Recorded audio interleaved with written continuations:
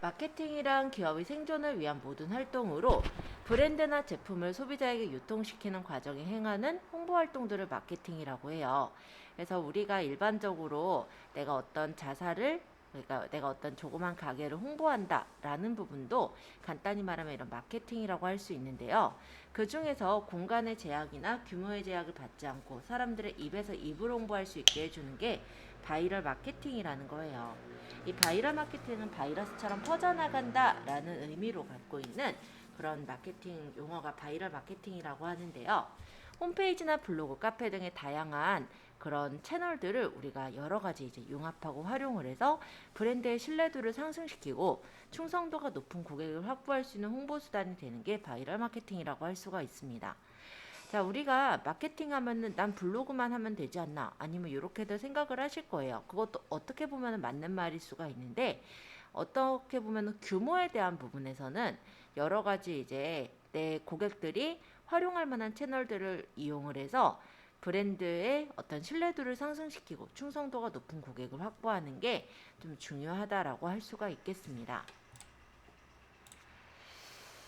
자, 실제 이런 두껍상해나 단지 세탁소처럼 많은 어떤 유통업계에서도요, 브랜드의 가치를 알리는데 심혈을 기울이고 있거든요. 빙그레 같은 경우는 빙그레우스라고 해서 인스타그램에서 조그만한 비컷 만화 같은, 순정 만화 같은 캐릭터로 키워나가기도 하고 있어요. 그래서 그런 부분들도 진행을 하고 있고, 그리고 빙그레에서는 이제 성수동에다가 단지 세탁소라고 해서 간단한 어떤 이벤트성 그런 곳을 차리기도 했었거든요. 그래서 오프라인에서의 어떤 체험 기회를 확대를 시켜서 제품의 홍보와 차별화된 브랜드 가치를 전달하는 것을 목표로 여러 가지 이제 브랜드 가치를 알리기에 여러 기업에서 주력을 하고 있다라는 것을 좀 알리기 위한 내용이었습니다. 여러 가지 마케팅의 채널 종류들이 많은데요. 일단은 사이트가 좀 베이스 캠프 역할을 해요. 그리고 이러한 사이트에 유입이 되게끔 해주는 그런 역할로 하는데 이제 블로그나 카페, 지식인 이런 것들을 활용을 합니다. 일단 사람들은요 검색을 해서 들어가게 되는데 사이트만 덩그러니 있다라고 했을 땐 사람들이 그 사이트명을 쳐서 검색하지 않는 이상 사이트에 들어갈 일이 거의 없겠죠. 그러다 보니 사람들이 보통은 검색을 하는 게 자기가 필요한 내용들을 네이버라든지 이런 데에다가 키워드를 쳐서 검색을 하시잖아요. 그랬을 때 걸려 나오는 부분으로 블로그나 카페, 지식인들을 활용을 하는 거예요. 그래서 블로그에 내가 포스팅을 많이 하고 내 어느 정도의 마케팅이 되어 있다라고 했다면 그 블로그의 글을 몇 개 이제 보시면서 어느 정도의 신뢰성이 쌓이시게 되기도 하고 그러면서 이제 사이트로 유입이 되거나 아니면 이제 전화 문의로 이어지거나 그렇게 연결이 되는 그런 부분이 되기 때문에 얘네들이 일종의 상위 이제 노출을 해서 사람들한테 우리 브랜드를 알리는 그런 역할을 하는 건데요. 단 사이트를 만들어라 라고 하는 이유는 블로그나 카페 지식인 모두 다 그냥 개인이 만들 수 있는 그런 부분이잖아요. 그러다 보니까 조금 더 규모가 있어 보이려면 이런 사이트를 만들어 놓으면은 조금 더 규모 있게 보이기는 할 거예요. 그리고 검색을 통한 사람들이 아닌 그러니까 일반적인 내 타겟 고객들한테 공유가 되고 확산이 되는 도구로는 트위터나 카카오톡, 카카오 채널, 그리고 플러스 친구 또는 뭐 페이스북, 네이버 포스트 등의 이런 것들을 이용해서 공유 확산을 하곤 합니다. 그리고 어떤 기업들의 경우는 언론 홍보를 이용해서 그 기업의 브랜드 가치를 높이는 경우들도 많고요. 보통 이제 관심사는 해시태그로 표시해서 바이럴 마케팅을 하고 있습니다. 그래서 바이럴 마케팅은요, 이렇게 정보 제공자랑 수용자 중심으로도 나눠볼 수가 있는데, 그 중에서 블로그나 카페, 오픈캐스트는 얘네들이랑 거의 비슷해요. 그래서 일단 블로그 쪽으로 생각해 보시면은 정보 제공자나 수용자 역할을 둘 다 할 수 있는 그런 채널이다라고 보시면 되겠고, 정보 생산 중심과 유통 중심으로 나누어 보았을 때도 일단 블로그나 페이스북, 카카오 스토리 이런 것들에서는 정보 생산과 유통이 함께 진행될 수 있는 채널이라고 볼 수가 있겠습니다. 그래서 마케팅 채널이라 그러면은 보통 이렇게 공식 채널과 이벤트 홍보 채널, 실시간 상담 채널, 검색 노출 채널, 그리고 외부 홍보 채널을 만들어서 구분을 해서 키워나가시는 게 좋은데요. 보통 공식 채널이라 할 수 있는 건 홈페이지나 블로그, 페이스북 이런 것들이 공식 채널이 되는 거예요. 우리가 지금 반에서 만들고 있는 유튜브 요것 또한 공식 채널로 활용하실 수가 있고, 블로그 또한 같이 공식 채널로 활용을 하실 수가 있는 부분입니다. 그리고 만약에 내가 페이스북에 페이지를 키워나간다, 그렇다면 그것도 공식 채널이 될 수 있겠죠. 이벤트 홍보 채널이라고 한다면 페이스북 안에서의 페이스북 이벤트, 카카오 스토리의 이벤트, 인스타그램의 이벤트 등이 이벤트 홍보 채널로 활용하실 수 있는 부분들이 될 텐데요. 이런 것들은 이용을 하신다라고 했을 때 페이스북은 대상층이 되게 다양해요. 그러다 보니까 내가 이제 타겟층을 좀 잡는데 좀 더 좋을 수가 있는데요. 인스타그램 같은 경우는 보통은 한 30대 정도의 여자, 그러니까 20, 30대 여성분들이 좀 유저들이 많은 편이기 때문에 내가 이 분야에 들어가서 홍보를 했을 때 도움이 될 것인지는 한번 따져보시고 들어가시면 괜찮을 것 같아요.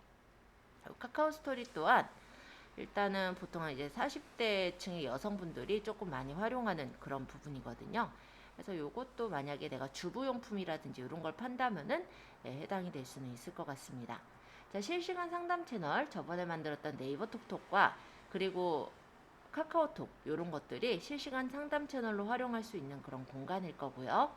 그리고 검색 노출을 생각했을 때는 블로그나 카페, 지식인, 동영상, 뭐 웹문서, 뉴스 이런 부분들을 우리가 검색 노출 채널로 활용할 수가 있을 거예요. 그리고 나 혼자 떠드는 것보다는 보통 이제 약간은 돈이 들겠지만 돈이 들 수도 있고 아니면 서비스를 내가 제공해 줘야 될 수도 있는데 체험단이라든지 기자단이라든지 아마 그런 얘기들을 좀 들어보셨을 거예요. 아니면 서로 이웃 추가라든지 그래서 각각 이제 커뮤니티를 좀 맺고 그리고 콘텐츠를 좀 제휴할 수 있는 그런 외부 홍보 채널들도 아마 있으시면은 조금 더 마케팅에 더 도움이 되실 거예요. 어찌됐건 공식 채널을 몇몇 가지 이제 선정을 하셔서 그것을 디자인을 하실 텐데요. 통일성을 주는 겁니다. 그래서 브랜드의 신뢰감을 높여주시면은 일단 유튜브를 보다가 블로그를 들어왔는데 이 블로그도 똑같은 모양으로 돼 있어요. 그럼 어때요? 이게 규모가 되게 큰 기업 같은 그런 느낌을 갖게 되는데 예를 들어 유튜브는 빨간색으로 꾸며놓고 블로그는 파란색으로 꾸며놨다. 그럼 다른 집 같잖아요. 그쵸? 그래서 규모가 쪼개져 보일 수가 있어요.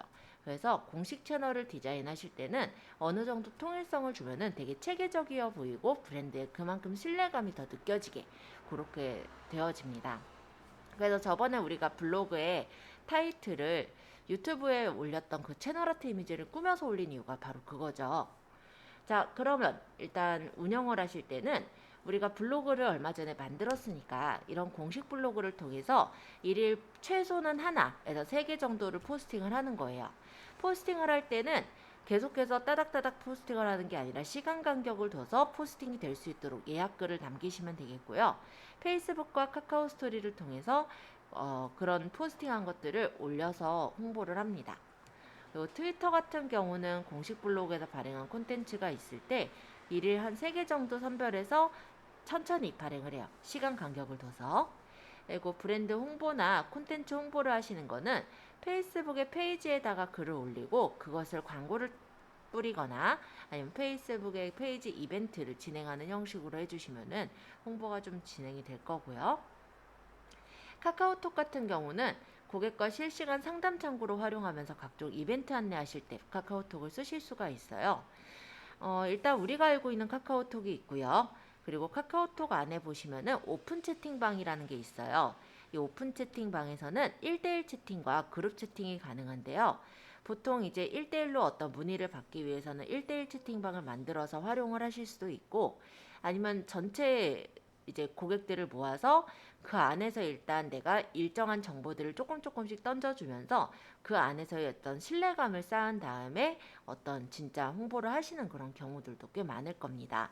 아마 보통 요 근래 이제 주식 뭐 방이라든지 아니면 뭐 무슨 뭐 어쨌든 재테크 방들 있잖아요. 그런 경우들은 보통은 이렇게 해요. 유튜브에서 이제 사람들이 검색해서 그런 정보들을 찾을 거기 때문에 유튜브에서 이제 좋은 정보들을 좀 알려줍니다. 그러면 이 사람들이 몇 편 이제 보다 보면은 신뢰감이 쌓이죠. 그러면은 끝 무렵쯤에 컨텐츠 끝 무렵쯤에 이러이러한 채팅방을 운영하고 있고 많은 정보들을 드리고 있으니까 들어오시라고 그리고 밑에 채팅방 UR을 남겨놨다고 하면은 관심이 있는 사람들이라면은 혹시 모르니까 들어가 보시는 경우가 꽤 많을 거예요. 그러면 그 안에 이제 많은 사람들이 들어가 있고 그 안에서 이제 커뮤니티가 일어나겠죠. 그러면서 뭐 아침에라든지 어떤 간추린 어떤 정보 같은 것들을 전달을 해요. 그 방에다가. 그리고 그 방 안은 스텝이라는 게 더 들어가 있어야 될 텐데요. 나랑 같이 이제 어떤 홍보를 해주실 분들, 그런 분들이 몇 명 같이 들어가 있으면서 어떻게 보면 운영자 역할을 할 수도 있고 어느 분은 이제 바람잡이 역할을 할 수도 있어요. 그 안에서 이제 그렇게 하면서 어느 정도의 그 신뢰도를 조금 더 단단하게 쌓아갑니다.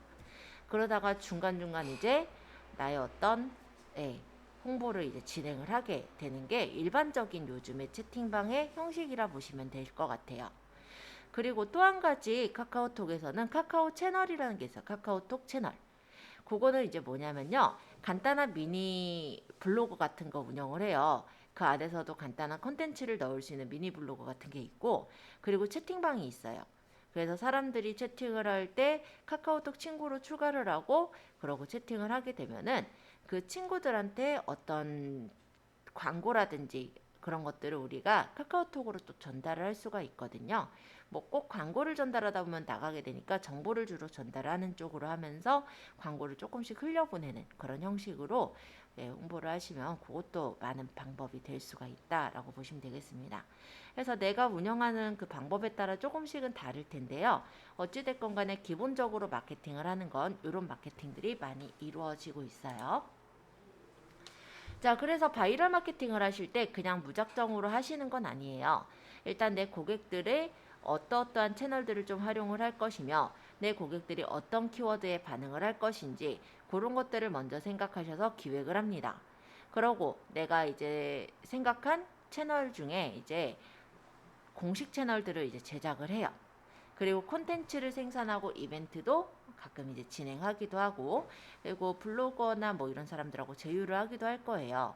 예를 들어 상품을 판매하시는 분들의 경우는 블로그나 인스타그램에 좀 어느 정도 활동이 좀 있으시면서 내 상품과 아주 직접적인 연관은 없겠지만 약간 간접적으로 연관되는 사람들한테 저희 서비스를 한번 받아보시고 글을 올려보세요. 글을 올려주시면 감사하겠다고 그렇게 하면서 서비스를 공짜로 제공을 해줍니다. 그러면 이분이 이제 그 서비스를 공짜로 받으시고 블로그에다가 글을 남기거나 인스타에다가 글을 남기는 등의 홍보를 해주시는 거예요. 그렇게 하게 되면은 사람들이 그걸 보고 또 검색을 해보거나 이런 경우들이 생기겠죠. 그리고 또 그 글 중에 이제 괜찮은 콘텐츠가 있다면 사람들 간의 공유가 일어날 거예요. 그러면서 확산이 되면서 브랜드의 가치가 상승이 되는 그런 절차가 전체적인 마케팅의 흐름이라고 보실 수가 있겠습니다. 일단 이렇게 하기 위해서는 벤치마킹을 하게 되는데요. 우리 회사가 지금 어느 정도 되고 어떤 부분에 주력을 두고 있고 그리고 나의 타겟은 어떻게 되고 경쟁사들은 어떠한 활동들을 하고 있는지를 먼저 파악을 합니다. 그 안에서 이제 채널과 콘텐츠를 어떻게 꾸며야겠다는 컨셉이 나오겠죠. 그리고 이제 공식 채널을 제작을 해요. 우리가 제일 먼저 선택한 채널은 유튜브였는데요. 유튜브를 이제 선택해서 제작을 하면서 자사히 마케팅 분야에 맞는 채널들을 더 선택을 하겠죠. 예를 들어 유튜브를 운영하면서 유튜브에서 검색한 거 외에도 네이버에서 검색한 사람들도 잡아가겠다라고 한다면 블로그도 운영을 할 테고요. 그러면서 조금 더 욕심을 내면은 아마 지식인 부분도 파고들 수도 있겠죠. 아니면 내가 블로그를 운영을 하면서 블로그 같은 경우는 그냥 들어왔다가 그냥 일회성으로 보시는 고객들이 많다. 그래서 나는 예를 들어 아예 카페를 만들겠다. 네, 그것도 좋아요. 어찌됐건 간에 내가 어디까지를 고객의 타겟을 잡아서 분석을 할 것인지에 따라서 공식 채널의 규모가 아마 정해지게 될 겁니다. 그래서 분야에 맞는 채널을 선정을 해서 제작을 하시는데 아마 제가 봤을 때는 글쎄요, 여기 계신 분들 중에서는 인스타까지 가실 분들이 있을지는 모르겠어요. 왜냐면은 인스타 부분은 이제 부동산이라고 했을 때 물론 요 정도까지는 괜찮을 것 같아요. 뭐 신혼집 정도? 아니면 이제 자취생 원룸 정도? 요런 정도까지는 괜찮을 수 있겠지만 만약 부동산 뭐 투자 쪽으로는 아직은 좀 애매할 것 같고요.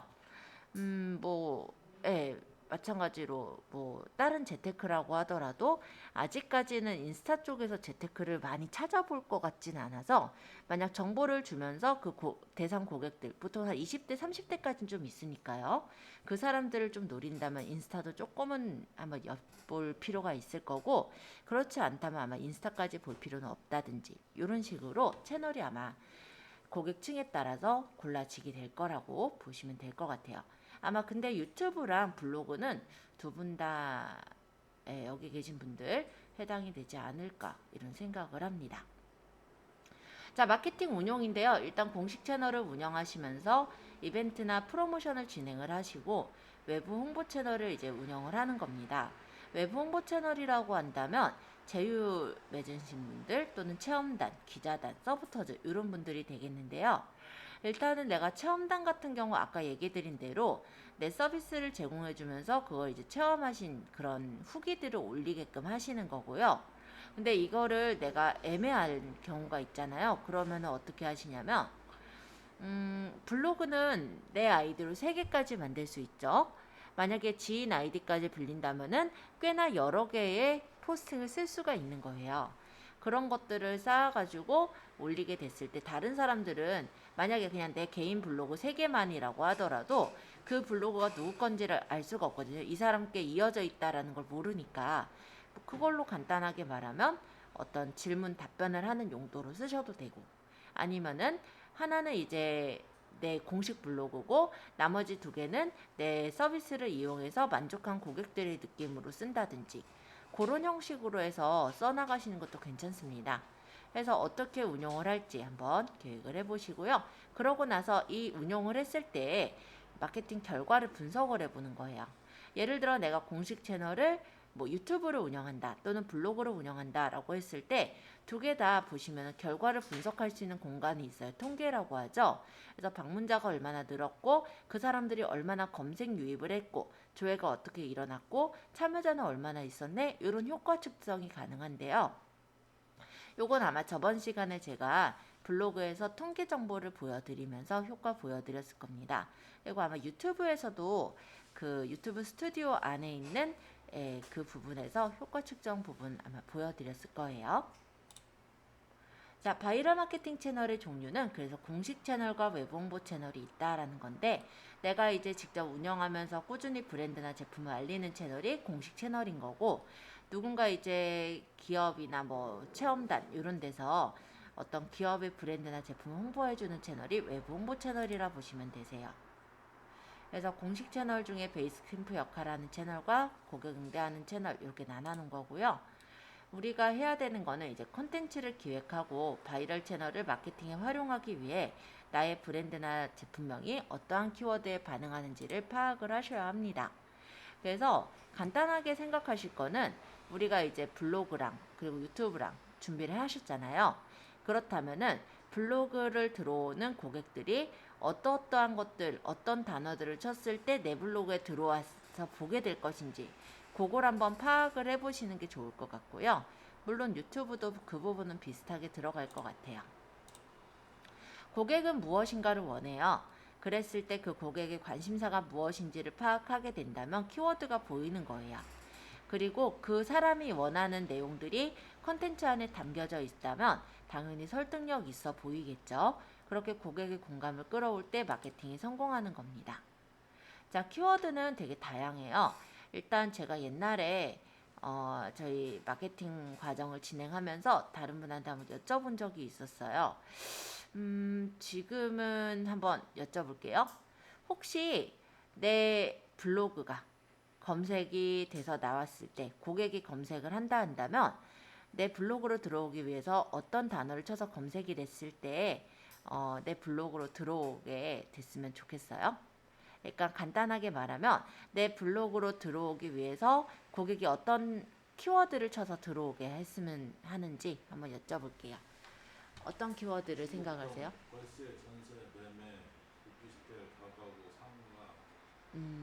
일단 중곡동이라는 키워드 들어간 건 좋고요. 중곡동 월세, 중곡동 전세, 중곡동 매매 이렇게 생각하시는 거죠. 그 외에 뭐 다가구 뭐 이런 식으로. 근데 보통 이제 그 실제 만약에 20대 이제 신혼부부가 될 사람들, 뭐 20대, 30대 정도 신혼부부가 될 사람들이라고 한다면 중곡동 월세를 찾아서 들어오지는 않을 거란 생각이네요. 그러면 뭐라고 쳐서 들어갈까요? 그 사람들 생각했을 때. 그러니까 신혼부부예요. 신혼부부인데 중곡동 쪽에서 집을 알아보려고 해요. 근데 금액이 많은 편은 아닌가 봐요. 그렇다면은 어떻게 키워드를 쳐서 들어올까요? 뭐 간단히 말하면 신혼주택 그렇게 찾아볼까요? 고객이 어떻게 쳐볼 건지는 한번 생각을 해보는 거예요. 예를 들어서 뭐 자취생이라면은 또는 뭐 중곡동에 뭐 원룸 이런 걸 찾아볼 수도 있을 거고, 아니면 중곡동에 이제 오피스텔 또는 중곡동 투룸, 아니면 차가 있다면 중곡동 뭐 투룸 뭐 오피스텔 뭐 주차라든지 요런 단어들을 쳐서 찾아 들어오겠죠. 해서 일단 고객의 입장에서 어떤 키워드를 칠 것인지 그걸 한번 검색을 해서 또는 머리로 일단 생각을 해보시고 그런 것들을 한번 쳐서 찾아보시는 걸 좀 먼저 추천을 드릴게요. 일단은 키워드가 보통 이제 내가 이제 마케터로서 홍보를 하고자 하는 키워드랑 고객이 생각하는 키워드가 달라서 그런 점에서 조금 차이가 날 때가 있거든요. 그래서 그런 키워드 부분이 좀 어떻게 보면 되게 중요한 부분이라 키워드 발굴하시는 걸 좀 오늘은 집중적으로 봐주시면 좋을 것 같아요. 자, 일단 제가 저번에 이제 부동산 하시는 분한테 여쭤봤을 때는 어떤 키워드로 내 블로그가 노출됐으면 좋겠어요? 라고 물어봤을 때 부동산이래요. 근데 그분은 저기 남양주 저기 다산 있죠. 다산 쪽에서 부동산을 하시는 분이셨어요. 일단 부동산이라는 키워드는 너무 큰 키워드죠. 그게 이제 대표 키워드라 보시면 돼요. 근데 사실 고객들이 부동산으로 치지는 않을 거예요. 그렇다면 그분은 완전히 키워드를 어떻게 보면 잘못 잡았던 그런 경우였다고 보시면 되겠고, 만약에 아까 월세, 뭐 중곡동 월세라고 했죠.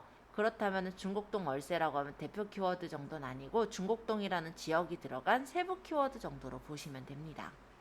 근데 중곡동 월세 부분에서는 일단 물론 찾아보시는 분들이 있겠지만은 뭐 예를 들어 뭐 빌라 월세라든지 원룸 월세 또는 투룸 월세 뭐 이런 식으로 치는 분들이 좀 더 많지 않을까 이런 생각은 해요.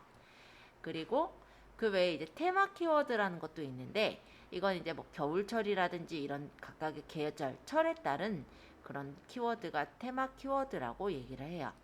그리고 이슈 키워드는 연예인이 착용을 했다든지 갑자기 최근에 관심사가 높아진 이슈, 이런 것들이 이슈 키워드라고 보시면 됩니다. 요건 이제 대키워드, 대표 키워드고요. 얘가 그 안으로 조금 더 들어간 거, 그 안으로 들어간 거, 그 안으로 들어간 거죠. 자, 이쪽이 대표 키워드고 이쪽이 세부 키워드예요. 일단 대표 키워드는 대상 범위가 넓고 조회수가 많고 경쟁도 치열하지만 치열한 만큼 이제 검색의 상위 노출도 어려운 키워드가 대표 키워드입니다. 일단은 내 블로그에서 대표 키워드를 써서 만약에 상단에 올리기는 사실은 거의 꿈에 떡 얻어 먹기라고 하시면 돼요. 왜냐면 나보다 일단은 블로그 지수가 높은 블로거들이 굉장히 많고요. 그리고 그 안에서 거의 피 터지게 계속해서 경쟁을 하거든요. 예를 들면은 어떤 뭐 성형외과 쪽이라든지 뭐 법무사 쪽이라든지 뭐 그 변호 쪽이라든지 이런 경우들은요. 경쟁이 진짜 치열해요. 서로 간에 이제 경쟁에 이기려고 블로그를 최적화된 블로그를 사고 있고요. 거기다가 게시글을 올려가지고 상위 노출을 시키려고 해요. 광고비도 엄청 써요. 근데 상위 노출이 돼도 금방 또 내려가거든요. 그럼 또 다른 블로그를 또 사가지고 상위 노출을 시키는 그런 경우들이에요. 근데 그런 데들을 우리가 이겨나가기는 쉽지가 않다라는 거죠. 그러다 보니 대표 키워드 안에서 싸우기가 사실 쉽지가 않아요. 그렇고 다른 업체들에서 이 키워드가 그러니까 상대방이 올라가 있으면 내가 이 상대방을 내리려고 또 부단히 노력을 합니다. 그렇기 때문에 타겟이 될 수가 있는 그런 상황이 돼요. 그래서 대표 키워드만으로 내가 블로그에다가 상위 노출을 시키기에는 사실 쉽진 않다 보니 보통은 이제 세부 키워드를 발굴을 해내시죠. 아까 예를 들어 중국동이라는 키워드를 붙인 거, 그게 또 세부 키워드라고 할 수가 있는데, 그렇게 되면 대상 범위가 좁아지고 그만큼 조회수는 적어지게 되겠죠. 그만큼 경쟁이 치열한 건 아니기 때문에 내가 조금만 노력해도 검색에 상위 노출을 할 수가 있게 되는 게 세부 키워드라 보시면 되세요. 그래서 자사의 어떤 브랜드나 자사 제품 그리고 어떤 단어나 문장을 생각했을 때 일단은 연상되는 단어들을 한번 생각을 해보시는 거예요. 그러고 A4 용지를 하나 마련을 하셔서 아니면 뭐 종이도 좋아요. 그런 데다가 한번 텍스트로 쭉 적어봅니다. 단어를 생각할 때 내가 그 고객의 입장으로 가서 생각을 해보시는 거예요. 그러면 내가 그 고객일 때 어떻게 쳐서 검색을 해보게 될 것인가, 이런 거를 한번 생각해서 써보시는 거죠. 그렇게 연상되는 단어를 적어보는 거는 마케팅용 키워드 산출을 위한 기초 자료 검색 단계라고 해요. 그래서 일단은 내가 그렇게 텍스트로 작성을 한 그런 키워드들이 있다면 그걸 이제 자동 완성어나 연관 검색어로 활용을 해서 확인을 해보는 거예요. 자, 예를 들어서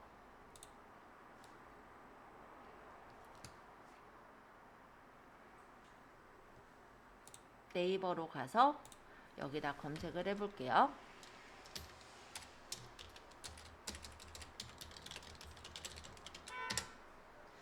광진구 원룸이라고 제가 적어봤는데 뭐 예를 들어서 제가 광진구 이렇게 적다가 보면은 이런 식으로 막 광진구청, 광진구 날씨, 광진구 맛집, 뭐 광진구 아파트, 광진구 호텔 뭐 이런 식으로 나오는 것들은 자동 완성어라고 얘기를 합니다. 그래서 자동 완성어 같은 경우는요, 내가 이거를 사람들이 이제 광진구로 시작해서 이렇게 적었을 때 많이 찾아본 것들이 나오는 게 자동 완성어예요. 그렇다면 뭐 제가 만약 광진구 뭐 원룸이나 뭐 이런 거 찾아보다 보면은 뭐 광진구 아파트 요 정도는 건져낼 수가 있겠네요. 그쵸? 그러면 요거는 일종의 내가 이제 또 그 메모장 같은 데 적어놔요. 그죠? 어쨌든 제가 광진구 원룸이라고 만약에 쳤어요. 그래서 이렇게 들어와 가지고 보면은 파워링크랑 네이버 부동산이랑 그리고 동영상 보이네요. 원룸이사 전문 업체들이 많이 올렸고 보니까는 뭐 유튜브에 있는 뭐 재테크 하시는 분 것도 아마 올려져 있는 것 같아요. 어쨌든 밑으로 내려보니까는 비즈 사이트랑 그리고 얘네들이 이제 웹사이트, 그 다음에 이제 뷰가 있고요. 그 다음 연관 검색어에 광진구 오피스텔과 투룸이 있죠. 그럼 광진구 오피스텔로 또 이렇게 들어가셔서 또 보시는 거예요. 그럼 여기서 보니까 아까 광진구 원룸보다는 파워링크 네이버 부동산 다음에 뷰가 먼저 나오거든요. 그러면은 광진구 오피스텔 같은 경우는 광진구 원룸보다는 아무래도 블로그에서 더 많이 사람들이 정보를 찾고 있다라는 걸 볼 수가 있고, 그 다음 뉴스, 그 다음 이미지, 플레이스, 지식인 해서 이 지식인도 보시면요, 광진구 오피스텔 어떤가요? 막 이런 식으로 물어보거든요. 그러면 그에 대해서 내가 답변을 단다든지 아니면 아까 전에 얘기했듯이 지식인이라는 공간도요, 누군가가 물어보면 누군가 답변을 달잖아요. 그와 마찬가지로 내가 어떤 아이디로 광진구 오피스텔에 대한 어떤 고객의 입장에서 질문을 올려요. 그리고 다른 아이디, 그러니까 이제 주 아이디가 되겠죠? 그 아이디로 들어가서 거기다가 이제 답변을 다는 그런 형태로 활용을 하시는 것도 지식인 마케팅이라고 해요.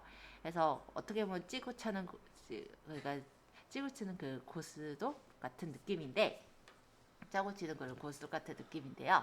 어찌됐건 그렇게 해서 지식인으로 마케팅하는 경우도 실제 되게 많아요. 그래서 그렇게 해놓고 내가 거기서 이제 선정을 하면 되거든요. 그 질문 선정을. 근데 이 지식인은 내가 궁금한 사람들이 물어보기 위해서만 들어가는 게 아니고요. 실제로 궁금한 사람들이 물어보기 전에 검색으로 먼저 보게 되잖아요. 그런 부분에서 한 번 더 노출이 될 수 있는 그런 기회가 되거든요. 제가 여기 한번 눌러볼게요. 뭐 괜찮은 곳 알고 계시냐라고 어떤 사람이 글을 올렸을 때 답변이 이렇게 들어왔죠. 뭐 여기가 뭐 꼭 잘 올렸다는 건 아니지만, 그러고 이렇게 답변한 부분에 보면요, 이분은 그걸 안 했네. 그 질문자 답변자의 네임 카드라는 게 있어요. 답변자 부분에 이제 네임카드가 밑에 뜨게 되는 그런 경우들이 있는데 지금 얘네는 지금 그게 뜨진 않았어요.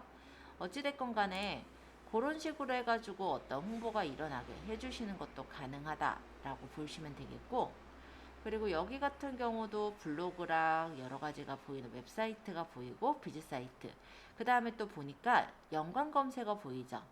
그럼 광진구 오피스텔 월세 요것도 찾았어요. 이런 식으로 해서 키워드를 따라가는 거예요. 그러면서 이제 연관 키워드들에서 또 내가 찾아낼 것들을 뽑아서 걔네들을 다 메모를 해둬요. 그러고 내가 이제 블로그 작성할 때 그런 내용들이 키워드와 관련된 키워드들이 많이 들어가도록 그렇게 작성을 해주시는 게 실제 간단하게 우리가 이 자동 완성이랑 그리고 연관 검색어를 활용할 수 있는 방법입니다. 일단 연관 검색어에 대해 얘기를 하자면 우리가 뭔가를 검색해 보신 분들은요, 검색을 꼭 한 개만 보지 않아요. 내가 검색을 해봤을 때 그 검색 결과가 굉장히 만족했다고 하나만 보는 게 아니라 한 두 개, 세 개 정도를 더 보게 되시고요. 또한 다른 키워드를 넣어서 또 검색을 하기도 하죠. 이렇게 광진구 오피스텔을 검색했던 사람들이 이어서 더 많이 또 검색을 해봤던 것들이 연관 검색어라고 생각하시면 되거든요. 그래서 자동 완성어랑 연관 검색어를 좀 활용을 해주시면은 블로그의 어떤 키워드를 뽑아내시는데 많은 역할을 하실 거예요. 또 하나는 블로그 그 네이버 광고라는 곳이 있습니다. 물론 네이버 광고는 광고를 하기 위해 들어가시는 경우도 있지만 키워드 광고라는 공간이 있거든요. 물론 여기는 네이버 아이디로 회원가입하시고 로그인 했을 때 확인이 가능하세요. 그래서 일단 지금 10시 51분이니까요. 한 10분 정도 쉬실 거예요. 쉬시는 동안에 여기 네이버 아이디로 회원가입을 조금 해주시면은 저랑 같이 한번 조회를 해보시면 될 것 같거든요. 네이버 아이디로 회원가입 눌러서 개인 회원으로 가입만 해주시면 됩니다. 자, 일단 아까 전에 네이버 광고라는 곳에 가입을 하셨을 거고요. 요건 이제 광고를 로그인한 창이에요. 지금 비즈머니라는 거는 원래 광고를 하기 위해선 비즈머니를 채워서 광고를 하시는 거예요. 근데 우리는 광고를 지금 할 게 아니라 키워드를 분석해서 볼 거기 때문에 이 부분은 지금 채우실 필요는 없으시고요. 이렇게 로그인해서 들어와 있을 때 키워드 도구라는 이 버튼을 눌러주시면 이렇게 네이버 광고의 키워드 도구로 들어가집니다. 네, 들어왔어요. 자, 여기 키워드에다가 아까 전에 우리가 보셨던, 찾아봤던, 그러니까 자동 완성어 연관 검색어에서 몇 개 이제 찾았잖아요. 그거 제가 메모를 해놓으라고 했었죠. 그걸 여기다 적는 거예요. 혹시 메모를 미처 못 해보셨다 하시는 분은 지금 내가 내 사업을 하실 때 필요한, 그러니까 남들이 이제 쳐서 들어올 키워드들을 여기 한 5개 정도, 아니면 뭐 딱히 생각 안 나면 두세 개 정도씩 적으셔도 돼요.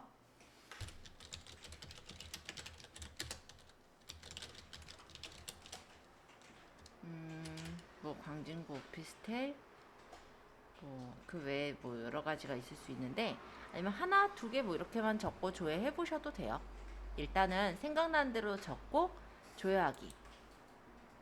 이렇게 보시면은 요거를 쳐서 들어온 사람들의 연관 키워드들을 뽑아볼 수가 있습니다. 광진구 오피스텔을 제가 검색해 봤더니 광진구 오피스텔, 건대 오피스텔, 광진구 전세, 광진구 원숭, 광진구 월세, 화양동 오피스텔, 광진구 투룸, 구의역 오피스텔, 중곡동 월세, 구의동 부동산, 뭐 필라테스 찾은 분들도 있으셨나봐요. 뭐 테라펠리스, 광진 아크로텔 해서 여러 가지 이런 내용들이 나오죠. 광진 뭐 사무실을 찾은 분도 있으셨던 것 같고. 네. 그러면 여기서 이제 쓸만한 키워드들을 몇 개 골라요. 뭐 예를 들어서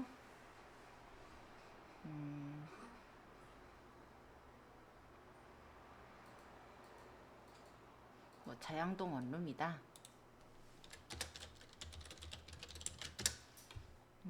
그리고 뭐 구의동 전세도 있을 수 있겠네요. 뭐 이런 식으로 해서 또 조회를 해보면 그거랑 또 연관된 키워드들이 나와요.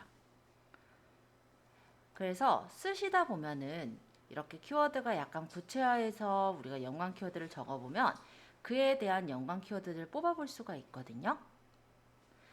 그 중에 이제 또 괜찮은 것들을 또 메모를 해놓는 거예요. 자, 일단 여기서 좀 더 이제 소개를 할게요. 예를 들어 제가 이렇게 적었더니 자영도 원룸이라는 키워드를 예를 들어 본다면 월간 검색 수가 PC로는 80건, 모바일로는 370건 일어났대요. 그러면 여기서 이제 월 평균 클릭 수라고 한다면 PC에서 0.7회, 모바일에서 7.5회 정도 눌러봤다고 합니다. 따라서 월간 검색 수를 클릭 수로 계산해서 클릭률을 계산해 보니까 PC에선 0.82% 정도 클릭해서 들어왔고 모바일에서는 2.56% 정도 클릭해서 들어왔더라 라는 수치가 나와요. 이 자영동 원룸을 찾은 사람들은 모바일에서 굉장히 많이 잘 들어오고 있다라는 게 보이죠. 그리고 동으로 들어가다 보니까 월간 검색 수가 그렇게 많진 않지만 그래도 클릭률이 이렇게 일단 1% 이상이 된다는 거는 꽤 많은 거예요. 그럼 노릴만은 한 거죠. 자, 광진구 오피스텔 요거 같은 경우 이제 구로 들어가다 보니까 그런지 월간 검색 수는 더 많네요. 자, 360, 1550 대략 한 1800 정도 찾은 것 같아요, 월에. 그 중에 월 평균 클릭 수라고 한다면 PC에선 2.1건, 모바일에선 25.5건 정도가 찾아졌고 그걸 클릭률로 계산을 해보니까 모바일에서 1.8% 찾았대요. 이것도 모바일에서 주로 많이 찾아봤네요. 그쵸? 이런 식으로 월간 검색 수도 보시면 어느 정도 되면서 클릭률도 어느 정도 나온다라고 한다면 일단 1% 이상이 나온다면 꽤 나오는 거예요. 예를 들어 볼게요. 구이동 오피스텔은요. 월간 검색은 많이 했는데 월평균 클릭은 그렇게 많지가 않죠. 요거는 사람들이 검색은 많이 했대 클릭을 많이 해서 눌러보지는 않았다라는 거예요. 근데 여기서 클릭이라는 것을 좀 생각을 하실 게 지금 우리가 치는 거는 검색 광고라는 곳이잖아요. 그럼 여기서 나오는 클릭률은 어떤 걸 말하냐면 예를 들어 자양동 원룸이라고 한다면 네, 하나 추가해서 볼게요. 사람들이 이렇게 검색을 했을 때 파워링크가 나오잖아요. 요거를 눌러본 수를 말합니다. 그렇기 때문에 이런 블로그의 어떤 게시글을 눌러본 수는 아니에요. 그거 좀 감안해서 보셔야 되는 거는 있어요. 그리고 자양동 원룸이라고 했을 때 제가 이 부분을 눌러보면요. 월별 검색수 추이를 알 수가 있어요. 그러면 사람들이 월간에 어떤 때 좀 많이 찾아 들어갔나 했더니 뭐 1월 달에 2020년 1월에 좀 많이 봤고요. 뭐 거의 다가 PC보다는 모바일에서 많이 봤네요. 그쵸? 나이대가 보통은 그 자영동 원룸을 찾은 나이대는 25에서 29 정도가 좀 많았던 걸로 보여요. 아무래도 자영동 쪽에 원룸을 찾으신 분들은 아마 나이대가 20대 후반에서 뭐 30대 초반 정도가 많이 찾아본 걸로 보입니다. 뭐 이런 식의 어떤 대상층 분석도 가능하다라는 게 이 검색 광고에서 보실 수 있는 부분이에요. 다만 불편한 점이라고 한다면 일단은 내가 지금 생각을 하고 있는 게 블로그인데 이 월평균 클릭수나 클릭률이라는 거는 블로그를 클릭한 수는 아니고요. 그냥 파워링크를 클릭한 클릭수와 클릭률이기 때문에 일단 월간 검색수가 좀 일단 돼야 될 테고요. 사람들이 아무래도 관심을 갖는다면 광고라도 클릭을 해볼 그런 경우들이 좀 많겠죠. 그렇다면 이제 클릭수, 클릭률까지 한번 생각해 보는 용도로 보시면 될 것 같아요. 네, 예를 들어 이런 거가 있어요. 요런 거. 구이동 3룸 전세라고 해서 봤는데 요런 표시는 뭐냐? 10건 미만으로 찾아봤다라는 거예요. 그렇기 때문에 요거는 좋은 키워드가 아니겠네요. 그쵸? 그래서 그런 것들을 우리가 파악을 해보실 때 활용해서 보실 수가 있는 부분이에요. 굉장히 많이 찾아볼 수가 있을 거니까 내가 이제 사실 키워드를 생각할 때 뭘 찾을지 잘 모르겠잖아요. 그럴 때 키워드들을 이렇게 찾아서 연관 키워드를 1000개도 찾을 수 있으니까 이렇게 몇 번만 요거 걸쳐 주시면은 나랑 관련된 키워드들만 뽑아서 확인을 하실 수가 있거든요. 그런 용도로 쓰시면 좋은 게 네이버 광고라고 보시면 되겠습니다. 클릭률이 높은 게 우선인 건가요? 일단은 모집합이 커야 되잖아요. 그러니까 검색 수가 좀 높아야 되고 검색 수 대비 이제 검색을 많이 했는지 이게 이제 클릭률이잖아요. 클릭률은 1% 이상은 되면 좋을 것 같아요. 일단 클릭 수를 먼저 보고. 네, 일단은 클릭수 클릭수가 아니라 그 검색수. 검색을 해서 들어온 사람들이 많아야지 내 키워드에 그래도 관심을 갖는다는 거잖아요. 이 키워드에. 그러니까 이 키워드로 쳐서 들어온 사람들이 많은지가 검색수잖아요. 그리고 실제 이제 광고를 클릭해 본 게 클릭수고 그걸 이제 비율로 구한 게 클릭률이니까 그렇게 본다면 이 키워드를 쳐서 관심 갖고 클릭한 률은 얼마나 되는지 그걸 따지는 게 클릭률인 거예요. 그래서 일단은 검색수가 먼저고요. 그리고 모바일이 많은지 PC가 많이 보면 아마 모바일이 좀 많은 경우가 많을 거예요. 아무래도. 그래서 어찌됐건 검색수가 좀 많아야 돼요. 여기 모집단 부분이 일단 1차적이고 그 다음에 2차적으로는 클릭률이 1% 이상 되는 것들이 좀 좋다 정도로 보시면 됩니다. 그리고 이렇게 들어가기에 실제 찾아서 들어가기가 조금 쉽지가 않아서 뭐 여러 가지 이제 또 도구들이 있어요. 보조 도구들을 조금 더 이따가 볼게요. 어찌됐건 그렇게 키워드를 우리가 활용을 해서 찾아보신다라는 거고요. 그걸 이용해서 컨텐츠를 작성하고 그리고 블로그를 내가 계속 작성하면서 블로그 이웃이라든지 이런 부분들을 맺어가면서 블로그를 활성화시키는 그 단계가 중요하다라고 하겠습니다. 블로그를 운영하는 목적은 다양하고요. 그에 대해서 내가 꾸며야 되는 부분은 달라요. 그래서 만약에 나를 브랜딩하겠다라고 한다면 그 블로그를 통해서 내가 전문가다라는 거를 알릴 수가 있어야 돼요. 그러니까 블로그를 보다 보면은 어떤 블로그는 이거 되게 체계적으로 잘 되어 있다. 여기에 대한 전문가구나. 이런 게 좀 느껴지면서 신뢰가 쌓이는 그런 블로그가 있고요. 또 어떤 블로그 같은 경우는 그렇지 않은 블로그들이 있잖아요. 그 부분을 좀 찾아낼 수 있도록 그렇게 해주셔야 되겠죠. 만약에 여러 지점을 운영하는 전문 프랜차이즈다라고 한다면 프랜차이즈를 알려야 되는 거니까 대표자 자신을 알리는 컨셉보다는 공식 블로그를 제작하고 다른 지점을 안내할 수 있는 그런 운영 컨셉도 괜찮으실 겁니다. 그래서 블로그를 우리가 운영할 때 연관된 주제로 포스팅을 하실 수 있도록 그렇게 해주시는 게 좋아요. 자, 이게 1차 설명드릴 내용이었고요. 자, 그렇다면 우리가 이제 키워드라는 거를 좀 파악을 해야 된다라고 확인을 했어요. 자, 키워드에는 홍보성 키워드랑 그리고 여기 눌러 들어갈 게 아니었는데 잠깐만요. 그리고 정보성 키워드가 있습니다. 자, 홍보성 키워드는 뭐냐면요. 네이버가 돈 벌어먹는 수단이다. 죄송해요. 네이버의 수익 창출 수단이다 라고 생각하시면 되겠습니다. 그래서 매출 키워드로 네이버가 주로 이제 광고를 해가지고 나타내는 키워드들은 홍보성 키워드라고 해요. 보통 이런 것들은 우리가 검색을 했을 때 파워링크에 있는 게 먼저 노출이 되는 것들을 홍보성 키워드라 보시면 돼요. 그래서 홍보성 키워드로 내가 앞에 띄우려면은 최저가 블로그에서 노출이 좀 더 쉽게 되더라 정도로 보시면 되겠습니다. 그 중에는 위험군 키워드도 있는데요. 보통 이제 의료 쪽의 키워드들은 이제 어떻게 보면 또 큰일 날 수 있는 그런 부분이 되다 보니까 의료적 키워드는 위험군 키워드에 해당이 돼요. 그리고 고단가 키워드가 있는데 맛집이나 다이어트와 같은 홍보성 키워드는 라이센스랑 관련은 없지만 네이버가 고단가 키워드로 분류한 키워드인 게 바로 고단가 키워드거든요. 그래서 얘네들은 보면은 파워링크가 되게 많은 키워드고요. 최적화가 아닌 블로그가 작성했을 때는 알고리즘에 의해서 어떻게 보면 또 블로그의 지수가 하락할 수 있는 사항이 되기도 합니다. 하지만 내가 만약에 이런 고단가 키워드로 앞에 띄워야 된다라고 한다면 주로 이제 최대한 나의 많은 사진들, 영상 같은 것들을 올리면서 나의 어떤 경험과 의견을 담아내는 노력이 필요할 거라고 보여집니다. 그렇다면 정보성 키워드라는 거는 홍보를 목적으로 한 게 아니라 정보 제공을 목적으로 하는 키워드가 정보성 키워드라고 해요. 얘네들은 네이버의 광고 수익과 관련이 없는 키워드들을 말해요.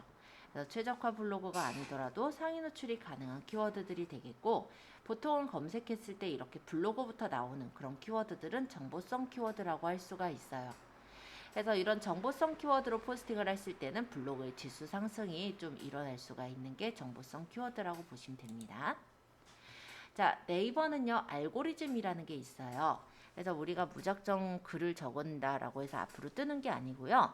이런 알고리즘 로직에 의해서 점수가 매겨지고 그러한 점수에 의해서 블로그의 포스팅이 앞에 뜨거나 아니면 내려가거나 이렇게 되어집니다. 1세대 검색 엔진 로직은 리브라 엔진이 있었는데요. 옛날에는 진짜 블로그를 쓰기만 해도 앞에 떴던 때가 있어요. 글을 꾸준하게 매일마다 쓰면은 최적화 블로그로 인식이 됐었던 그런 세대가 리브라 엔진 세대고요. 그때는 진짜 그냥 꾸준하게 글만 쓰면 됐기 때문에 업체들이 매크로를 돌리면서 막 아무런 글이나 썼었어요. 아마 이 무렵 때 검색을 해보면요. 내가 어떤 검색을 하면 뭐 그 단어가 들어가 있는 이상한 글자들만 들어가가지고 나온 거를 본 적이 있었을 거예요. 그런 식으로 그냥 짜서 만들었었던 게 리브라 엔진 시대. 그래서 지금은 요건 해당되진 않는데 이 무렵 때, 그러니까 아주 옛날에 만들어진 블로그들은 리브라 엔진으로 어느 정도 로직이 만들어져 있었던 거기 때문에 아직까지도 수백만 원의 거래가 되고 있는 그런 블로그들도 많습니다. 그래서 아마 블로그에 좀 관심을 가지신 분은 아마 들어보셨을 거예요. 옛날 블로그가 노출이 더 잘 된다. 그게 아예 거짓된 내용은 아니기는 해요. 그러다 보니까 그런 게 있는데 그렇다고 요즘 블로그가 노출이 안 된다는 건 아니기 때문에 전혀 걱정하실 건 없어요. 자, 두 번째 검색 엔진 C랭크 알고리즘이라는 게 있어요. 지금 이 C랭크 알고리즘과 다이아로직이 같이 결합된 그런 형태라고 보시면 되겠는데요. C랭크 알고리즘의 핵심은 신뢰도입니다. 그래서 문서 자체보다는 해당 문서의 출처인 블로그의 신뢰도를 평가하는 알고리즘을 C랭크 알고리즘이라고 해요. 얘는 전문성을 담은 글을 상위 노출해 주겠다라는 거였거든요. 그런데 그러다 보니까 옛날부터 꾸준히 그 전문성을 담은 글들을 써왔던 즉 파워블로그들이 거의 앞에 상단을 다 차지하고 있는 거예요. 그러다 보니까 블로그를 처음 시작한 사람들 같은 경우는 노출이 잘 안 되는 그런 문제가 생겼었어요. 그래서 3세대 다이아로직을 같이 보완을 하기 시작합니다. 그래서 C랭크를 보완하기 위해서 만든 게 다이아로직이라 보시면 되겠는데요. 출처의 신뢰도를 검색 결과 랭킹에 반영하는 C랭크를 보완하기 위한 문서 자체의 경험과 정보성을 분석을 해주는 다이아로직이 적용이 됐고요. 이 다이아로직의 핵심은 선호도로 들어가요. 그래서 데이터를 기반해서 키워드별 사용자들이 선호하는 문서에 대한 점수를 랭킹으로 반영한 게 다이아로직인데, 즉 검색을 한 사람들이 좋아하고 오래 읽을 수 있는 퀄리티 높은 글이라고 한다면 상위 노출을 시키겠다라는 거죠. 우리 블로그 아까 저번에 이제 제가 통계를 보여드릴 때요. 체류 시간이라는 거 아마 보셨을 거예요. 블로그 안에서 머무르는 시간. 이런 것들을 얘가 체크하는 이유가 바로 이런 다이아로직을 적용하기 위해서예요. 그래서 C랭크를 보완하는 로직이 다이아로직인 거고, 구체적으로 말한다면 문서 주제의 적합도나 경험 정도, 문서가 얼마나 정보가 충실한지, 문서의 의도, 독창성, 적시성 이런 요소들을 반영하고 있는 게 다이아로직입니다. 그래서 포스팅을 하실 때요. 아까 몇몇 가지 우리 키워드들을 뽑아 놓으라고 했잖아요.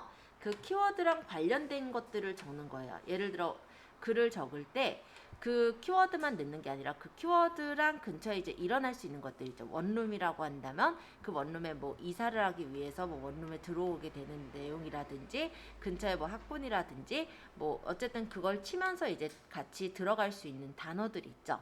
그런 것들이 블로그 포스팅에 잘 들어가 있는지 그런 것들도 같이 따지고 있어요. 자, 그리고 바트 로직이라는 것도 있는데 이거는 이제 뭐냐면요. 사용자의 의도를 따지는 로직입니다. 2021년 5월에 반영이 됐던 그런 로직인데요. 얘도 그냥 보완된 로직이라 보시면 돼요. 그래서 선호도를 보다 세부적으로 분석해서 이용자가 검색어로 입력하면 어떤 상황과 맥락에서 정보를 찾는지, 그리고 웹문서, 이미지, 동영상 중에 어떤 걸 선호하는지 이런 걸 종합해서 검색 결과를 구성을 하고 있죠.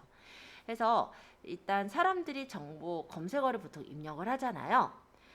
예를 들어서 내가 친구랑 이제 맛집을 찾기 위해서 친구랑 만나서 검색을 한다라고 한다면 보통은 이제 모바일로 검색을 할 거예요.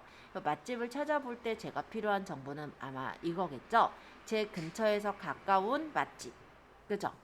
그렇기 때문에 그런 경우는 아마 부동산 그 지도가 먼저 나오면서 아마 맛집에 대한 그런 내용들이 나올 겁니다. 그리고 그 맛집이 맛있는지 아마 후기가 또 궁금할 거기 때문에 블로그 글을 눌러보겠죠. 그런 것들을 종합해서 결과를 분석해 주는 게 바로 바트 로직이라고 합니다. 어쨌든 네이버는 이렇게 알고리즘 로직을 계속해서 변경을 하고 있고 앞으로도 계속해서 조금씩 보완을 해나갈 건데요. 결론적으로 네이버는 사람들이 좋아하는 선호하는 어떤 좋은 글이면서 동시에 같은 주제로 전문적인 글을 써온 블로그를 상위 노출시켜 준다라고 생각을 하시면 됩니다. 로직이 자꾸 바뀌니까 로직에만 딱딱 맞추겠다. 그건 진짜 힘들어요. 왜냐면 알고리즘의 로직은 계속해서 변화가 될 거고 그 안에서 보완이 되고 수정이 될 거거든요. 그렇지만 기본적인 원칙을 지켜주신다면은 로직이 이렇게 바뀐다라고 해도 전혀 일단 걱정하실 거는 없이 그렇게 충실한 어떤 정보의 글을 작성해 주실 수가 있을 거예요. 자, 일단 지금 현재는 이렇게 돼 있는 거죠. C랭크 로직에 따라 블로그의 신뢰도를 설정을 하고요. 다이아 로직에 따라서 검색자들의 선호도, 그리고 경험, 정보, 의견을 잘 담고 있는지를 판단하고 그리고 블로그 지수까지 따져서 상위 노출할 글을 결정하는 그런 형태로 네이버 알고리즘은 돌아가고 있습니다.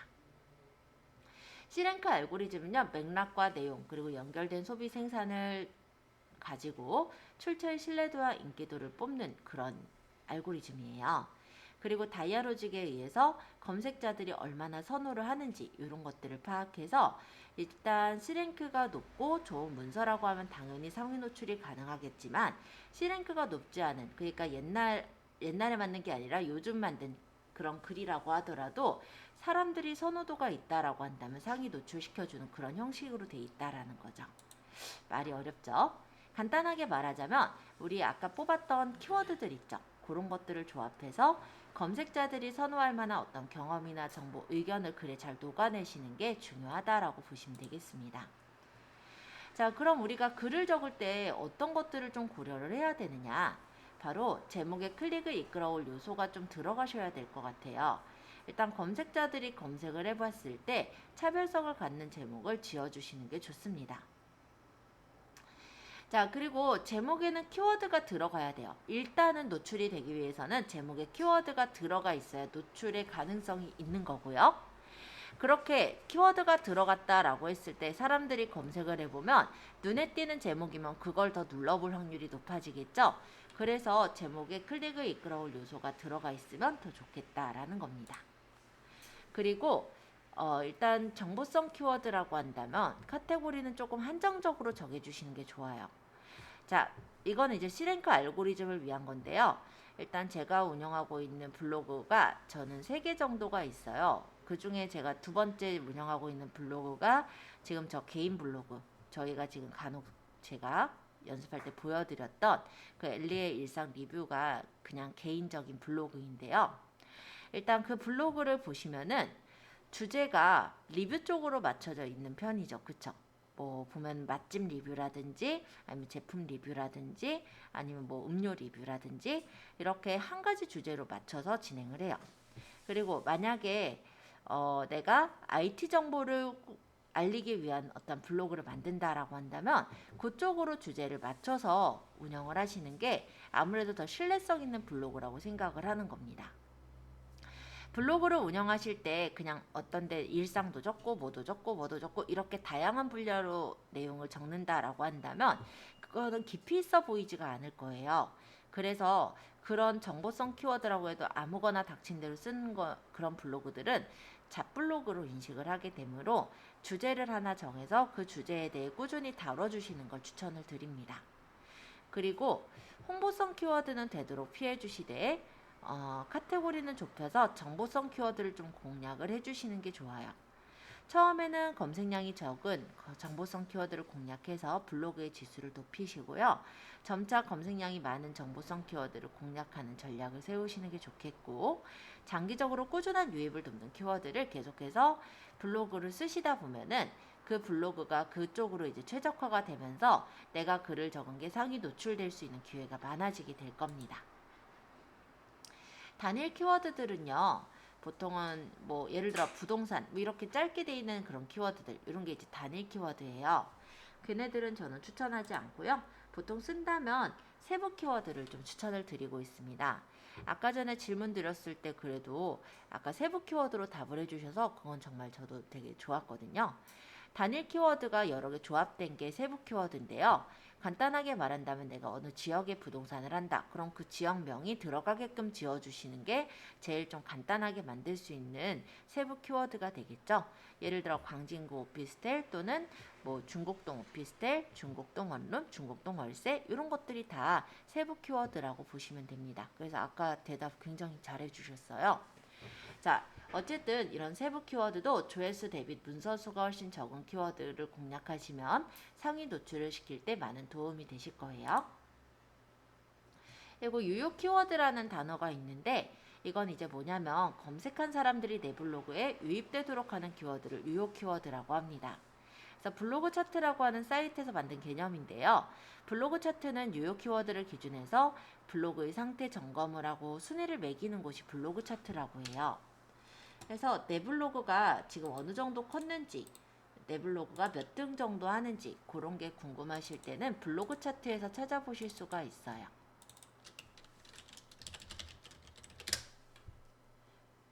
이런 사이트가 있고 여기 회원가입을 해서 보시면은 내 블로그 분석을 해볼 수가 있어요.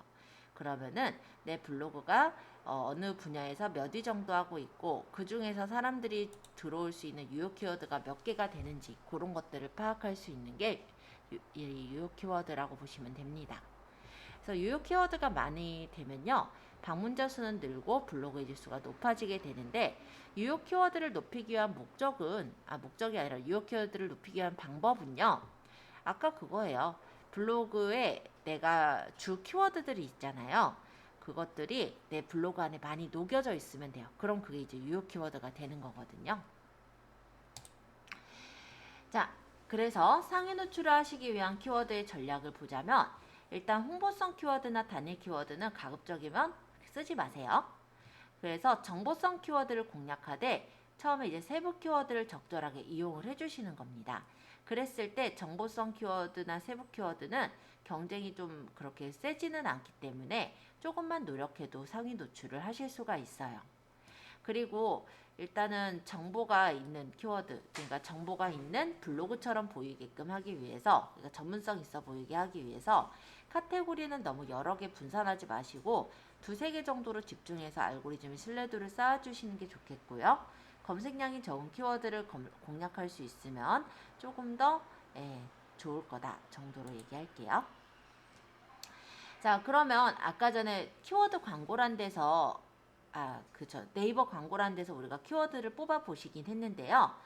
사실 키워드 광고를, 그 블로그 광고를 매번 들어가서 검색을 하려면, 네이버 광고를 들어가서 보려면은 로그인을 해야 되기도 하고, 또 거기 나와 있는 클릭률이 보면은 블로그를 클릭한 비율이 아니라 거기 있는 광고를 클릭한 비율이다 보니까 그런 점에서 조금 부족한 부분은 있어서 여러 가지 키워드를 뽑을 수 있는 보조 도구들을 안내를 드리겠습니다. 첫 번째, 키워드 마스터라는 게 있어요.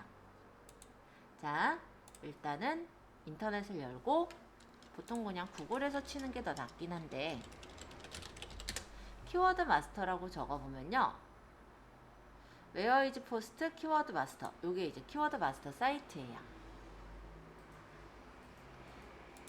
광고가 요즘 좀 늘긴 늘었네요.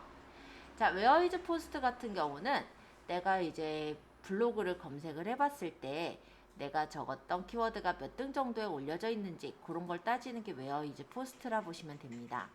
그리고 키워드 마스터 같은 경우는 한번 볼까요? 이거 아까 열었었는데. 자, 여기 키워드, 여기다가 예를 들어서 자양동 오피스텔 뭐 이런 식으로 적어보면요.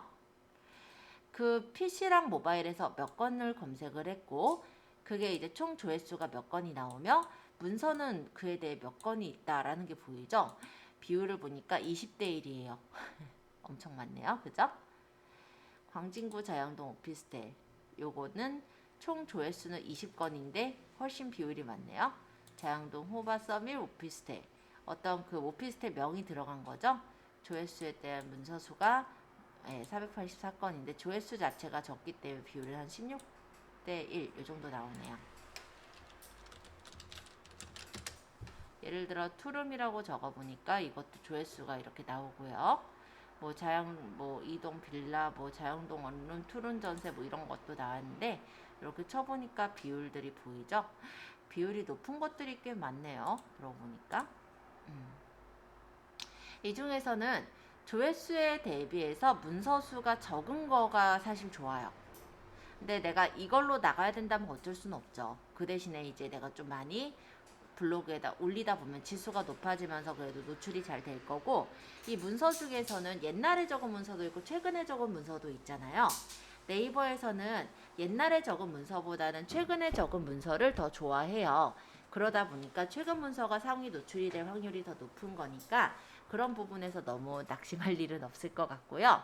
어느 정도 내가 최적화만 되어 있다면 상위에 노출시키기는 사실 어렵지는 않을 거지만, 그 안에서 상위 노출된 게 오랫동안 유지하게 하기 위해서는 블로그 지수가 좀 더 높아져야 하더라. 그래서 꾸준하게 작성하면서 블로그의 지수를 높여주시는 그런 전략을 아마 하셔야 할 것 같아요. 자양 이동 빌라는 비율이 적네요. 조회수는 720건인데 문서수는 1355건으로 비율로 따지면 좀 적은 편이고요. 블로그 순위를 보면 이런 것들이 올려져 있는 게 보이네요. 한번 간단하게 보시면서 괜찮은 키워드들을 뽑으면 엑셀로 다운받으시는 것도 가능합니다. 자, 키워드 마스터는 가볍게 설명드렸고, 셀러 마스터. 요거는 내가 상품을 파시는 분일 때 해당이 돼요. 예를 들어서 여성 레깅스를 쳤다라고 한다면 그 여성 레깅스가 조회수가 몇 건이 나오고 상품수가 몇 개가 있다. 이거는 팔았을 때 경쟁률이 어마어마하게 센데요. 예, 좀 고민 좀 해야 될 것 같아요. 뭐 이런 식으로 해서 연관 키워드들을 뽑아볼 수 있는 게 바로 셀러 마스터라고 보시면 돼요. 실시간 검색어는 실시간 우리 검색어들이 없잖아요. 네이버에서 실시간 검색어를 없앤 대신에 여기서 이렇게 뽑아서 보여주는 거다 생각하시면 될 것 같고요. 웨어 이즈 포스트, 요거 같은 경우는 블로그의 주소를 여기다 적었을 때 그 블로그의 검색 노출 누락을 확인할 수 있는 거예요. 예를 들어서 제가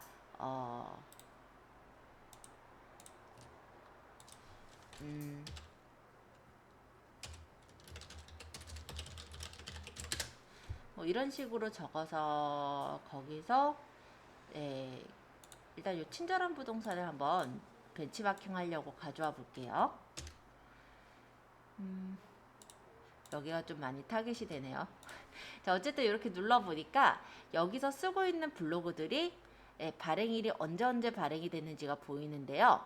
일단 이 친절한 부동산이란 데 보니까요, 매일마다 발행을 하고 있어요. 13일, 12일, 11일, 10일, 뭐 9일 요땐 쉬었나 보네요. 8일, 7일 뭐 이런 식으로. 그리고 요 서울숲 A1 센터 요거 이제 4월 16일 날 발행을 한 건데, 여기다가 한번 A1 센터 뭐 이런 식으로 키워드를 적어 보면은 얘가 지금 순위 1위로 뜨고 있는 게 보이죠?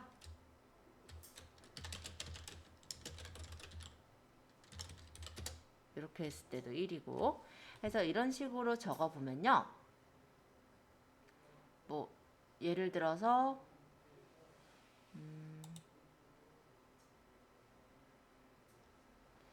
이렇게 보면은 뭐 여기 건대 오피스텔 적어보니까 여기는 지금 2위로 뜨고 있네요. 눌러보면은 실제 지금 2위나 한 3위 이 근처쯤에 그 글이 떠 있는 것도 아마 확인해 보실 수가 있을 거예요. 지금 여기는 지금 2위에는 떠 있진 않는 것 같은데, 아 여기 있네요. 지금 내려와 있네요. 친절한 부동산 아까 여기 본 것 같은데 여기. 자, 어쨌든 이런 식으로 키워드 마스터의 웨어이즈 포스트에서는 블로그의 주소를 여기다 적어보고 그 블로그가 상태가 지금 떠 있는지 잘 체크가 되어 있는지, 키워드를 여기다 적었을 때 순위가 몇 등에 뜨고 있는지 이런 것들을 쉽게 파악할 수가 있습니다. 그래서 내 블로그의 주소를 적어서 순위를 파악하는 용도로도 볼 수가 있고요. 아니면 내 상대 대상의 블로그의 키워드를 적어서 그 순위가 몇 등으로 뜨고 있는지, 그리고 얼마만큼의 자주자주 포스팅을 하고 있는지 이런 것들을 파악할 때 웨어이즈 포스트를 쓰실 수도 있으세요. 자, 웨어이즈 포스트 키워드 마스터 한 번씩 확인해 보시고요. 질문 있으신 분 일단 질문사항 잠깐 받고, 그러고 나서 다른 또 키워드 찾을 수 있는 사이트 하나 또 알려드릴게요. 자, 이번엔 블랙키위입니다. 블랙키위가 사실 키워드 마스터보다 깔끔하게 돼 있기는 해요. 근데 단점은요. 키워드 마스터는 몇 개를 막 검색을 해보시든 상관이 없지만 블랙키위는 1분에 한 3개인가? 그 정도 검색하면은 더 이상 검색을 못해요. 그러다 보니까 블랙키위 같은 경우는 키워드 마스터를 좀 뭐랄까 키워드 마스터에서 좀 괜찮은 키워드들을 여기서 다시 검색해보는 그런 용도로 쓰시면 될 것 같아요. 자, 이제 블랙키위를 한번 들어가서 볼까요?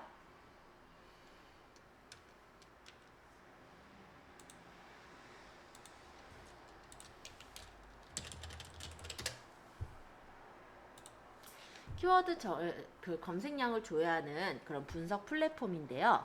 관심 키워드를 여기다 적는 거예요. 예를 들어 제가 자양동 오피스텔 적으니까 로보시안입니다. 요거 체크하는 게 나오고요.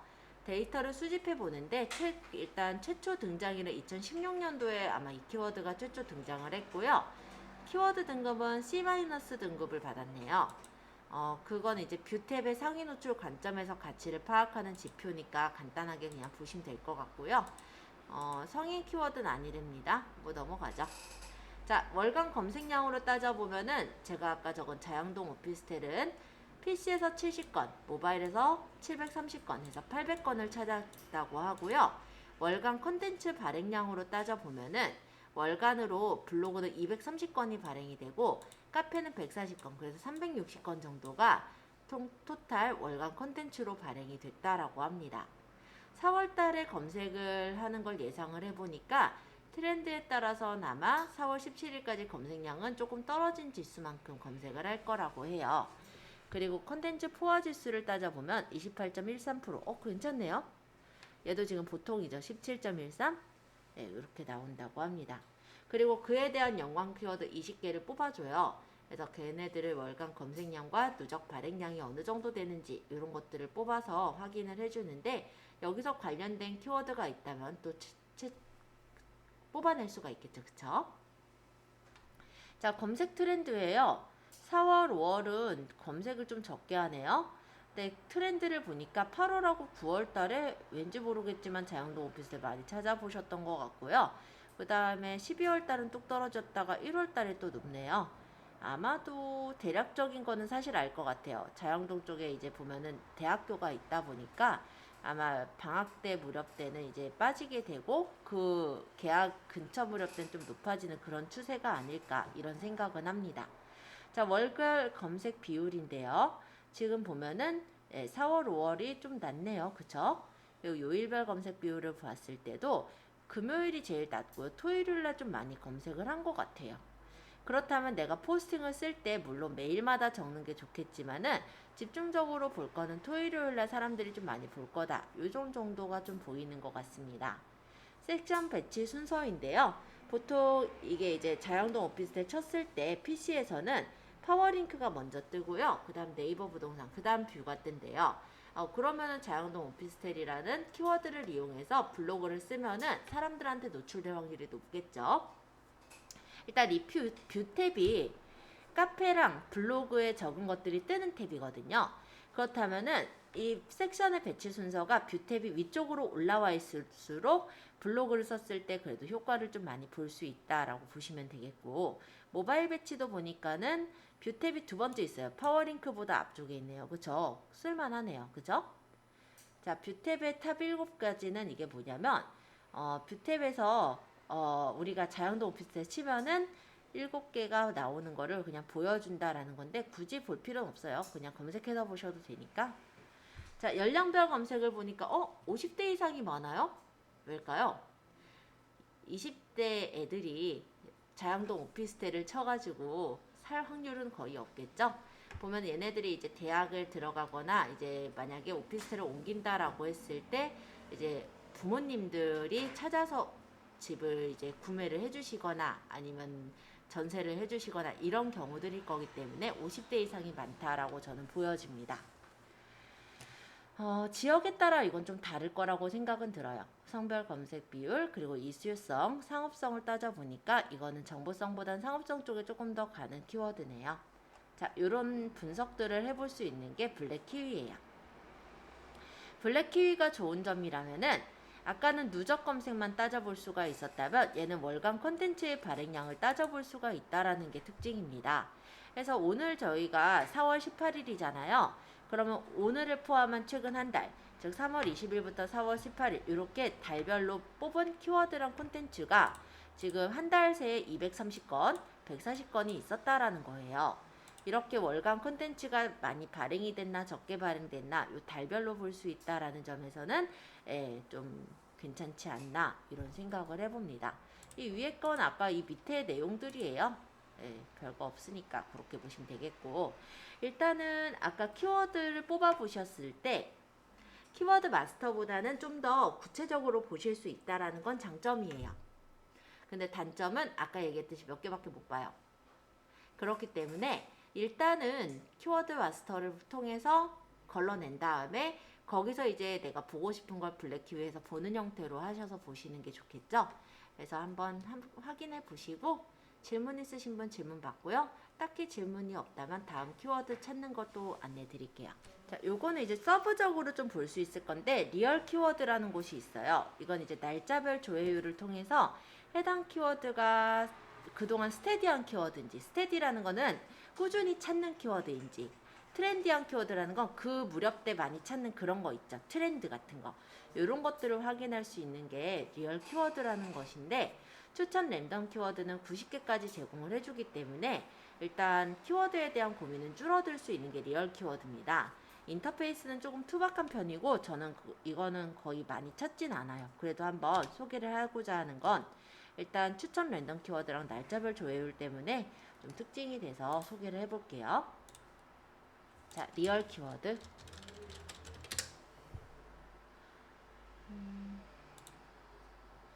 여기에요. 되게 좀 투박하게 생겼죠? 자, 여기다가 이렇게 조회를 해보면 날짜별 조회를 얼마나 했는지가 보여요. 그러면 4월 14일 날 목요일 날 많이 찾아봤고 4월 11이 보통 보니까 일요일 월요일 무렵이네요. 이런 때 조회를 많이 했다고 합니다. 그래서 그런 날짜별 조회율들을 따져보시는 그런 용도로도 보실 수가 있다라고 보시면 되겠고, 원래 조회하면 여기 이제 연관 키워드들이 나오는데 지금 그게 안 나오고 있네요. 뭐 제가 서브로 보는 거니까 이 정도만 좀 볼게요. 그러면 왜 안 나왔을까요? 궁금하긴 하네. 뭐 넘어갈게요. 그렇게 좋은 곳이라기보다는 그냥 키워드 때문에 좀 보는 거고요. 원래는 여기 이제 각각 키워드를 뽑아 주거든요. 그리고 PC에서 조회한 거, 모바일에 조회한 거, 섞은 거, 그 다음에 문서수 이런 게 원래 여기 나와요. 근데 지금 얘가 지금 안 나오고 있어서 일단은 원래 다른 키워드는 또 나오죠. 한 칸 띄면 나와요. 하여간 어쨌든 좀 그런 부분이 이제 리얼 키워드라 보시면 돼요. 그럼 저도 한번 떼서 한번 볼까요? 리얼 키워드를 그래요. 자양동 오피스 띄면 나온다고요? 그러네요. 그죠? 뭐 자양동, 선당, 수산 뭐 다양하게 나오죠? 요런 거 뭐 본다라고 생각하시면 되겠고, 일단 넘어갈게요. 자, 키자드. 리얼 키워드보다는 저는 키자드는 좀 볼만은 할 것 같아요. 자, 이거는 이제 뭐냐면은 네이버에서 우리가 검색한 걸 보통은 보잖아요. 근데 다음에서 검색한 거, 구글에서 검색한 거 이런 것들을 같이 따져줄 수가 있는 게 키자드라는 공간입니다. 그래서 일단 들어가서 한번 볼게요.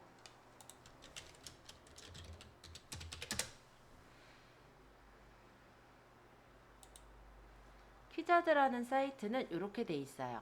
키워드 마법사를 눌러서 키워드를 입력해보면 그 키워드를 검색을 해줍니다. 예를 들어 이렇게 통신 오류?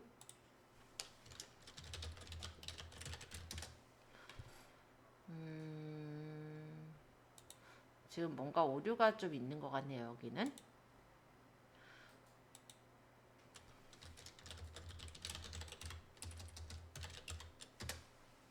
키워드 분석을 좀 해볼게요. 분석을 해보니까 이렇게 나오죠. 키워드 분석기에서 적어보면은 자양동 오피스텔을 쳤을 때 1등으로 검색되는 거, 2등으로 검색되는 거, 3등으로 검색되는 거 이런 것들이 나오거든요. 근데 얘가 좋은 점은 뭐냐면 각각의 단어랑 빈도수가 나와요. 그래서 첫 번째 이제 자양동 서맛 뭐 호반 서밋 자양이라는 요 블로그의 글은 포스팅의 글은 사진이 53장 들어갔대요. 사진 엄청 많이 넣었네요. 그죠? 근데 여기 보니까 오피스텔이랑 자양동이란 단어가 15개, 4개 들어갔더라. 뭐 포스팅이란 단어는 9개 들어갔고 현장이란 단어는 8개 들어갔고 건대입구역이 5개 들어갔고 이런 식으로 여기에 이제 관련된 연관 키워드들 단어들이 몇 개의 빈도로 들어갔는지가 보여집니다. 여기 녹색으로 표시가 된 거는 내가 적은 키워드예요. 그래서 내가 적은 키워드가 몇 개가 들어갔는지가 보이는데요. 두 번째 순서로 뜬 얘는 사진은 24장을 올렸고 그 중에 이제 오피스텔하고 자양동 15개, 14개 이렇게 키워드가 반복되게 들어갔더라 라는 거예요. 한번 들어가서 볼게요. 빌라렌 가이드라는 데서 올린 거였는데 이렇게 보니까 자양동 오피스텔에 대한 설명들을 쭉 적은 것 같거든요. 일단은 컨트롤 F를 해서 제가 똑같이 자양동이라고 쳐보면요. 이 안에서 이렇게 자양동이라는 글자가 몇 개가 들어갔는지를 볼 수가 있어요. 근데 이렇게 해서 우리가 일일이 보고 확인하는 건 저번에 아마 알려드렸던가요? 어쨌든 이런 식으로 검색을 할 것을 키워드 분석기가 알려주는 거예요. 몇 개가 들어갔더라를 다 세서 알려준다 라고 보면은 내가 일일이 이렇게 검색해서 세볼 필요가 없다라는 게 뭐 특징일 것 같아요. 그리고 간단하게 말하면 내가 이 키워드로 앞쪽에 상위에 띄우고 싶다라고 했을 때 실제 지금 앞쪽에 떠 있는 그 블로그 포스팅들에는 그 키워드가 몇 개씩 쓰여졌나를 확인하는 용도로도 볼 수가 있겠죠. 그래서 전체적으로 이런 블로그의 글들 이런 것들을 파악하실 때 키워드 분석기를 활용하시면은 어떠한 단어들을 좀 들어가면은 검색에서 좀 좋게 볼 것인지 그런 것들을 파악할 때 키자들을 활용할 수가 있습니다. 실시간 검색어는요, 실시간 검색어들을 보여주는 거예요. 그래서 요거는 그냥 뭐 재미삼아 보시면 될 것 같고요. 이 키워드 마법사를 좀 보고 싶었는데 딴 단어 적어도 안 나오나? 얜 되네. 자, 요런 게 있어요. 그냥 제가 일단 아까 자양동 오피스텔 쳤을 때 안 나와서 딴 단어를 적었는데 지금 나올지는 한번 봐야 되긴 하겠네요. 어쨌든 연관 키워드가 나와요. 그래서 네이버에서 연관 키워드들 그리고 검색량과 블로그 수가 얼마나 적혀져 있는지 그리고 자동 완성 키워드가 이렇게 나오죠. 네이버에서 자동 완성 키워드 그리고 다음에서의 자동 완성 키워드 구글에서의 자동 완성 키워드 이렇게 각각의 그 블로그에서 이제 자동 완성 키워드랑 블로그 수들을 파악을 해주거든요. 이것까지 만약에 생각한다라고 한다면 일단 내가 그러니까 네이버만 생각하는 게 아니라 다음이랑 구글까지 생각한다라고 했을 때는 키자드도 한번 보실만은 할 것 같아요. 요 키자드에 보시면은 네이버 블로그 구글 검색 등록이라고 해서 네이버 블로그 포스팅 주소를 적어서 검색 등록하는 것도 간단하게 나와 있기도 합니다. 그래서 백링크 거는 거라든지 이런 것들을 파악하실 때 활용하실 수 있는 메뉴들도 있으니까 참고적으로 보실만은 할 것 같습니다. 보통 여기서 보는 거는 저는 키워드 분석기를 좀 많이 보고 있고요. 키워드 마법사 분석기 이 두 가지 정도를 좀 활용하고 있다고 보시면 될 것 같습니다. 자, 그래서 일단은 검색 도구들 몇몇 가지를 이렇게 소개를 해드렸고요. 조금 있다가 조금 쉬었다가 12시 10분에는요. 우리 모바일 블로그를 보기로 했죠. 그래서 간단하게 말씀드리면 내 핸드폰에 네이버 블로그라는 어플 한 개만 좀 설치를 해주세요. 그래서 이따가는 그 네이버 블로그라는 모바일 블로그 어플을 좀 소개를 할게요. 12시 10분에 들어갈 거니까 그 전에 설치까지 해주시면 됩니다.